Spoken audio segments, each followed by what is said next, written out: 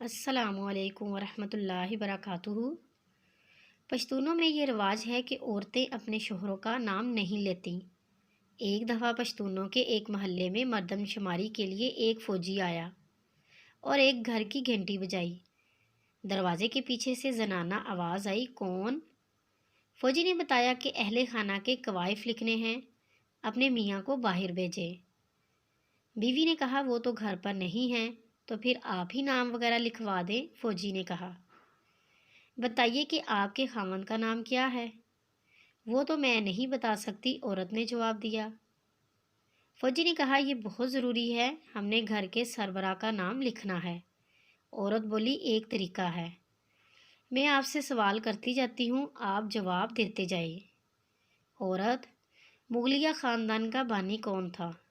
فوجی، ظہیر الدین بابر۔ عورت، اس کے بیٹے کا نام جو بادشاہ بنا؟ فوجی نے کہا، ہمایوں۔ عورت، ہمایوں کے بیٹے کا نام جو بعد میں بادشاہ بنا؟ فوجی، جلال الدین اکبر۔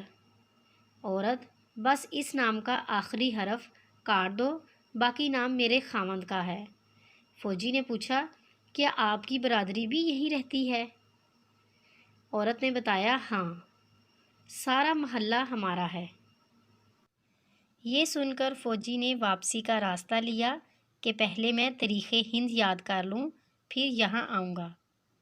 مزید اچھی سی ویڈیوز کے لیے ہمارے چینل کو سبسکرائب کریں، لائک کریں اور شیئر کریں۔ شکریہ۔